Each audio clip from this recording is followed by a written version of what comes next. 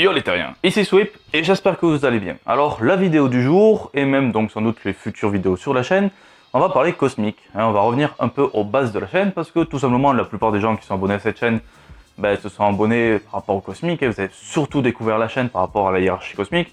C'est la vidéo la plus vue et vu que je faisais quasiment que des vidéos cosmiques au moment et c'est celle qui marche le plus, je pense que vous comme moi c'est ce qu'on kiffe le plus, donc on va repartir sur du cosmique. Bon, après la vraie raison surtout c'est que à la base j'avais le monopole un peu sur le cosmique pour faire plein d'explications, mais récemment donc Mizura de la chaîne Comics Force a commencé à parler de sujets cosmiques que je voulais aborder comme par exemple Galactus, les Beyonders ou encore le Tribunal Vivant. Donc je me suis dit c'est le moment de revenir aussi, de refaire pas mal de cosmique pour reprendre un peu le monopole et dire qui c'est le patron.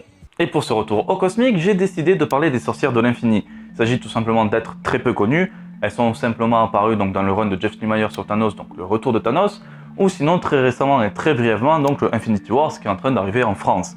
Donc déjà on a très peu d'informations là-dessus. Pour donner une idée, pourquoi je fais cette vidéo? Justement parce qu'on ne sait pas ce que sont les sorcières de l'infini et j'ai envie à travers ma culture donc sur le cosmique de deviner ce qu'elles sont. Donc cette vidéo va partir sur pas mal d'hypothèses, je vais essayer d'analyser justement ce que sont, ce qu'elles font pour dire justement par exemple que les sorcières de l'infini c'est une entité, c'est des humains ou voilà, on ne sait pas. Enfin, justement c'est le but de cette vidéo. Parce que déjà elles apparaissent que dans 2 récits, et très brièvement, on ne sait pas grand chose dessus, et même les chaînes Wikipédia, on peut chercher à comprendre, et la plupart des chaînes donc, de Marvel qui parlent des sorcières de l'infini, disent juste ce qu'on sait, par exemple qu'à un moment elles ont extirpé donc, le phénix de Tain, qu'elles surveillent donc, les catacombes des dieux, donc voilà, moi je vais essayer d'analyser la plupart des actes qu'on a remarqués pour deviner ce qu'elles sont. Et à travers cette petite enquête, justement, cette petite enquête policière pour savoir ce que sont les sorcières de l'infini, j'ai aussi envie de vous donner peut-être une démarche, si vous connaissez bien l'univers ou autre, pour parfois chercher des éléments, comprendre quelque chose qui est en train de se passer, c'est quelque chose de récent et qu'on n'a pas de réponse, pour des fois s'amuser à analyser des éléments et se poser des questions. C'est tout simplement le but de cette vidéo, en plus de l'enquête, et chercher à vous faire découvrir les sorcières de l'infini, c'est en même temps vous donner un peu une sorte de process pour des fois analyser des éléments, des personnages, pour se poser des questions. Du coup, attaquons tout de suite le sujet, que sont les sorcières de l'infini? Déjà, dans cette analyse, je vais partir sur 3 critères. Tout d'abord, donc, le mythe des sorcières de l'infini, ce que l'on sait dessus, ce que l'on nous raconte. Après, les sorcières de l'infini, on va analyser aussi ce qu'elles disent, elles ont quelques bulles où elles parlent, donc on va analyser chaque parole, voir justement tous les éléments qu'on peut en tirer, et en dernier critère, on va surtout voir leurs actes, ce qu'elles ont fait pour comprendre un peu leur puissance et ce qu'elles font réellement. Mais du coup, qui sont les sorcières de l'infini? Déjà, on leur donne plusieurs noms, en français, on les appelle donc les sorcières de l'infini, aussi les 3 qui ne font qu'un ou qui ne font qu'une, tout simplement. Mais par exemple, en VO, on connaît d'autres noms, par exemple le Coven, il y a le Astral Coven, le Cosmic Coven, The Sister of the Stars, ou il y a même aussi, pour vous donner une idée, The Sister of Eternity. Donc, elle possède énormément de noms. Mais du coup, par rapport au mythe, qu'est-ce que l'on sait? Déjà, une des premières choses qui nous est expliquée, surtout par Eros, c'est tout simplement que si quelqu'un conclut un pacte avec les sorcières de l'infini, cela revient tout simplement à vendre son âme. Si l'on désire recevoir quelque chose par les sorcières de l'infini, visiblement, on doit vendre son âme comme si les sorcières de l'infini étaient le diable. On connaît tous le pacte avec le diable et compagnie.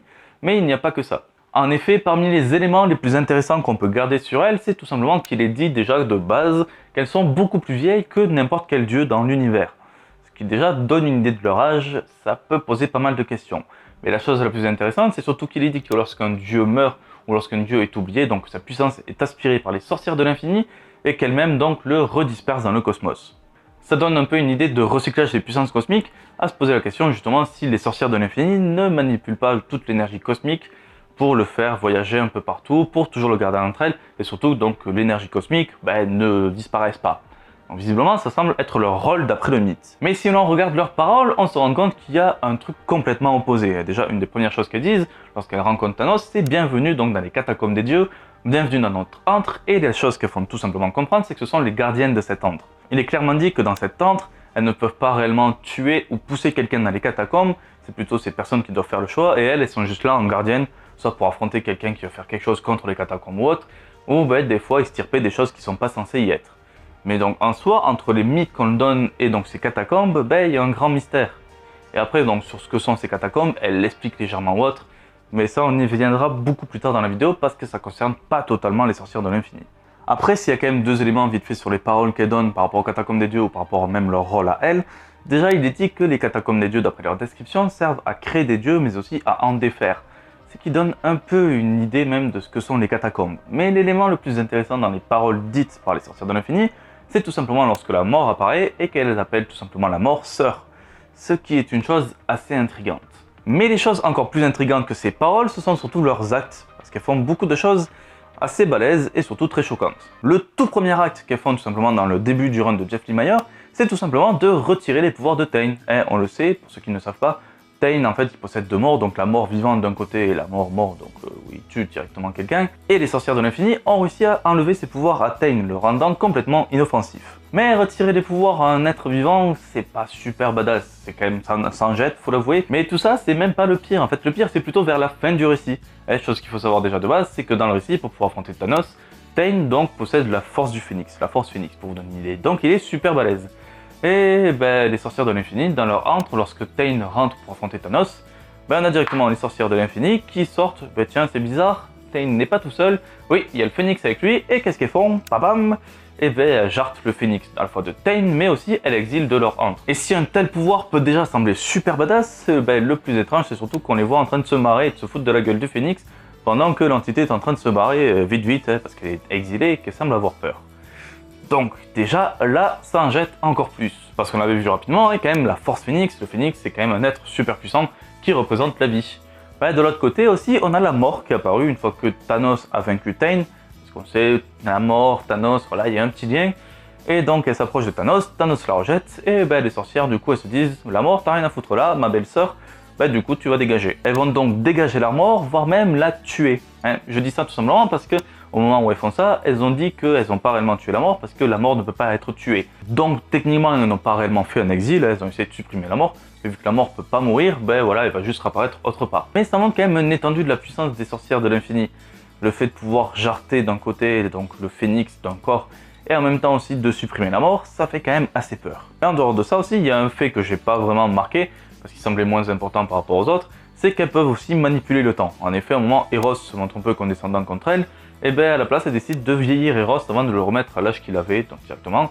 Du coup, elles peuvent manipuler le temps sur un objet, sur un corps, ce qui est aussi assez impressionnant, sachant qu'à la base, la manipulation du temps, même si certaines personnes la maîtrisent, c'est surtout par rapport aux entités, c'est vraiment donc Éternité qui est censé faire cela. Du coup, avec tous ces éléments, qu'est-ce qu'on peut en retenir? Alors déjà, vu tout ce qu'elles font et ce qu'elles représentent, la plus grande question que je me pose, c'est est-ce que les sorcières de l'infini sont des entités? De base, je dis oui, même si certains éléments, donc dans la présentation ou autre, me font croire le contraire. En effet, lors de leur première apparition, lorsqu'elles suppriment les pouvoirs de Tain, les sorcières de l'infini disent tout simplement qu'elles maîtrisent une magie très ancienne. Donc de base, un être qui maîtrise une magie, ça semble plus un être vivant qu'une entité ou autre, pour donner une idée. Normalement, s'ils utilisent de la magie et pas leur réelle puissance, on peut se dire que c'est pas réellement une entité. Mais après, il y a d'autres choses à côté qui font croire un peu le contraire quand même. Déjà, lorsqu'on regarde de base, elles ont réussi à défoncer deux entités qui sont super balèzes.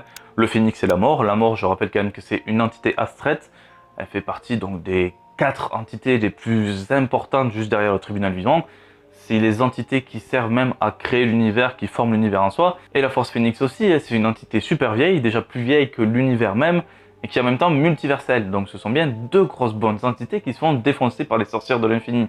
Bon ok, techniquement ils sont à 3 contre 1, mais vu qu'on les appelle comme étant les 3 qui ne font qu'un, techniquement pour moi c'est qu'une seule personne. C'est un peu comme les cuckoos, elles sont plusieurs, mais elles forment à la fois une seule et même personne. Donc déjà, au niveau de sa puissance, elle est clairement au rang des entités. Et là, il n'y a même pas photo. Après, justement, par rapport au mythe et tout ce qu'on apprend, qu'est-ce qui nous est dit? Comme je l'ai dit au début, il nous est dit qu'elles sont plus vieilles que n'importe quel dieu. Mais de base, de quel dieu on parle? Si on parle des Asgardiens ou autres, ok, ça représente le début des temps, voire même beaucoup plus tard quand même que les débuts du temps. Donc c'est pas non plus super impressionnant, mais si quand on parle de Dieu, on parle d'entité, donc elles sont présentes presque avant justement tout ce qui est éternité, infinie et compagnie, et là c'est beaucoup plus intéressant. Et c'est même justement plus intéressant sur le fait qu'elles appellent la mort sœur. Donc ça donne déjà une idée de grade et de ce qu'elles sont. Parce que cette phrase aussi est très intéressante, le fait d'appeler donc la mort sœur, c'est qu'elles se considèrent presque donc de la même famille et au même rang. Et les trois quarts du temps, les seules entités qui se nomment frères ou sœurs, ce sont tout simplement Infini, le néant, Éternité et la mort. Donc le fait d'avoir les sorcières de l'infini qui s'appellent sœurs par rapport à la mort, on peut se dire peut-être qu'elle est nargue, mais après il y a un autre nom que j'ai cité dès le début aussi de l'épisode, qui est donné aux sorcières de l'infini, et que au début je percevais cela par rapport à leur immortalité. En effet, comme je l'ai dit, on les appelle aussi Sisters of the Eternity, donc les sœurs de l'éternité. De base, on peut penser que ce nom fait un peu référence à leur immortalité, le fait qu'elles sont plus vieilles que n'importe quel dieu ou autre, mais si on considère bien le fait que la mort est leur sœur, et donc là ce nom dit directement qu'elles sont aussi les sœurs d'éternité, et on peut clairement dire que ce sont des entités, et parmi les entités pratiquement primordiales de l'univers. Donc des entités abstraites, mais super importantes. Donc, ok, on accepte un fait, les sorcières de l'infini sont bel et bien des entités. Mais du coup, en fait, toute entité abstraite a un rôle, donc quel est leur rôle? Le mythe raconte directement que les sorcières de l'infini récupèrent la puissance des dieux passés, des dieux morts et compagnie, pour le redisperser dans l'univers.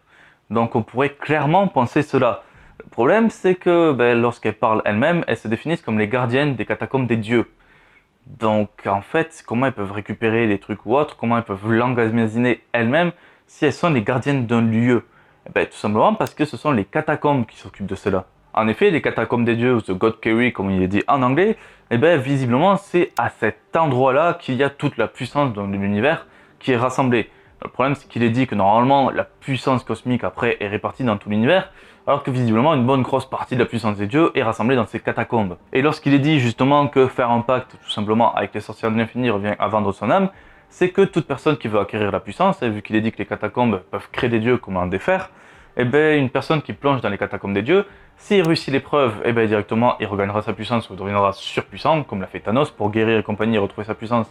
Il a sauté directement dans les catacombes des dieux, mais si quelqu'un échoue, il est enfermé là pour l'éternité et à vie à l'intérieur. Donc ça revient plus ou moins à vendre son âme, si t'échoues t'es mort, si tu réussis, t'es super balèze. Donc ce sont réellement les gardiennes de ce lieu, c'est pour ça qu'elles-mêmes le disent, elles n'ont pas le droit de tuer ou d'exiler quelqu'un qui est dans les catacombes, justement pour aller dans les catacombes des dieux. C'est pour ça que le phénix a été charté, parce que techniquement il n'a pas à être là, et la mort, vu qu'au final elle n'avait plus rien à faire ici, elle était exilée aussi. Mais sinon de base, les sorcières de l'infini ne peuvent pas pousser quelqu'un à aller dans les catacombes si lui ne le désire pas, et elles ne peuvent pas réellement donc l'exiler si lui-même désire aller dans les catacombes ou autre. Donc elles ont vraiment ce rôle de gardienne donc des catacombes des dieux, ces catacombes qui rassemblent un peu toute l'énergie cosmique, et voire même plus, vu que visiblement le fond des catacombes posséderait des morceaux du Prime Univers, donc du tout premier univers créé sans doute par le One Above All. Donc si brièvement je fais un petit résumé des sorcières de l'infini. Il est dit donc que ce sont des entités, même des entités abstraites surpuissantes, donc rang égal à la mort pour donner une idée, éternité et compagnie. Ce sont aussi les gardiennes donc du tombeau des dieux, des catacombes des dieux, donc elles sont en charge de surveiller toute la puissance du cosmos et tout ça, de voir qu'il n'y a pas de débordement ou autre, visiblement elles sont là pour faire la sécurité un peu. Donc ça, ok, on peut statuer sur ça, donc dans mon hypothèse. Le problème, c'est que j'ai quand même deux choses qui me dérangent dans tout ça, et dans les choses qu'on voit. Parce que déjà, de base, comme je l'ai dit, le mythe dit que si on conclut un pacte avec elle, ça revient à vendre son âme. Donc je déformais légèrement le truc en disant tout simplement que, en fait, vendre son âme, c'est si tu vas dans les catacombes, si tu réussis pas, tu crèves, si tu réussis, tu gardes la puissance et compagnie. Mais en fait, techniquement, le fait de vendre son âme et compagnie, c'est bien un truc de sorcière. Et il est aussi dit que les sorcières maîtrisent une ancienne magie. Donc on peut garder toujours ce rang de sorcière comme il est dit, et se poser une question, c'est que est-ce qu'elles étaient seulement gardiennes, justement, des lieux? Ça peut paraître con de se poser cette question alors que j'ai réussi à établir tout le process des sorcières de l'infini, mais techniquement, il y a un élément qui me gêne par rapport à tout ça. C'est qu'au moment où elles vont retirer les pouvoirs de Tain, déjà, elles n'ont aucune envie, elles n'ont aucun intérêt de supprimer les pouvoirs de Tain. Et le deuxième élément par rapport à ça, c'est qu'elles ne sont même pas justement dans les catacombes des dieux, elles sont rentrées dans l'univers de base, elles n'étaient pas dans leur propre dimension et compagnie. Donc c'est là que je me pose vraiment la question, est-ce qu'elles ne sont que ça, ou est-ce qu'avant d'être les gardiennes des catacombes des dieux, elles n'étaient pas justement ces sorcières connues? Parce qu'en effet on parle de mythes, mais si on parle de mythes, c'est justement sur le fait que les sorcières avant étaient connues et tout le monde les croit disparues. Et de base si on croit quelque chose disparu, c'est surtout parce qu'on les voit plus. Et pour donner une idée, on peut se dire qu'un pote est disparu ou autre, parce qu'on le voit plus vraiment. Bon voilà, c'est pour donner un exemple rapide. Et pourquoi elles auraient disparu? Tout simplement parce que les catacombes, c'est un lieu caché, un lieu que personne ne connaît. Pour donner une idée, tout le monde pensait que justement les sorcières de l'infini étaient un mythe parce qu'on ne les voyait plus, et Thanos a réussi à les retrouver lorsqu'il a enfilé le gant de l'infini avec toutes les gemmes de l'infini. Vu qu'il ressentait, il était en connexion avec tout le cosmos, il a réussi à retrouver les sorcières de l'infini.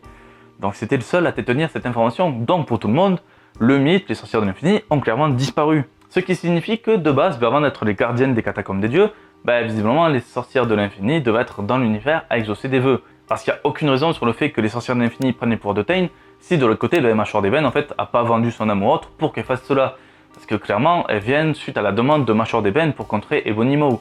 Donc c'est bien qu'il y a quelque chose derrière cela. Donc si je dois faire une hypothèse rapide sur les sorcières de l'infini, clairement, actuellement, ça c'est un truc carré qui est dit, les sorcières de l'infini sont bien donc les gardiennes des catacombes des dieux, elles doivent posséder sans doute un rang égal à des entités abstraites, voire même ce sont censés être des entités abstraites, mais par le passé et peut-être encore actuellement, il est toujours possible de les demander, de les quémander, de faire directement un pacte avec elle, donc en vendant sans doute son âme, pour qu'elle fasse quelque chose pour nous. Donc voilà, la vidéo est à présent terminée, j'espère que ça vous aura plu. J'ai sans doute perdre beaucoup de monde dans cette vidéo par rapport à mes explications. J'ai agi sur plusieurs éléments, parce que des fois il y a des choses qui se contredisent, donc j'essaie un peu de leur donner un sens. Parce que ceux qui regardent un peu mes vidéos ont remarqué que des fois j'essaie d'avoir des analyses sur des choses qui vont et qui vont pas. Par exemple, pour vous donner une idée, la vidéo sur le Magus et la déesse, j'essayais à un moment d'opposer entre le Magus et la déesse sur le fait que la déesse devrait normalement être le Magus et compagnie.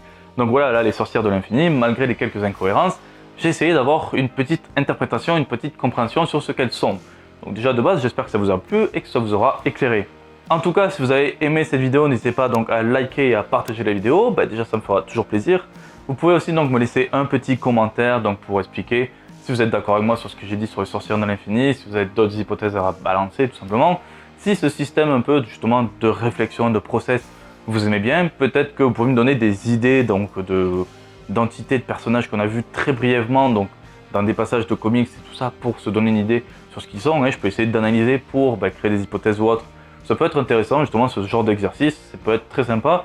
Et aussi faire des vidéos très fouillies comme celle-là quand même parce que j'avoue qu'elle doit être super compliquée. Mais bon, par rapport aux autres vidéos que j'ai prévues, je vous jure que celle-là, c'est pas du tout complexe à la base. Vraiment, là, c'est le niveau minimum de la complexité par rapport au sujet qu'on va voir à l'avenir. En tout cas, voilà, la vidéo est à présent terminée. Sur ce, ciao tout le monde et à la prochaine!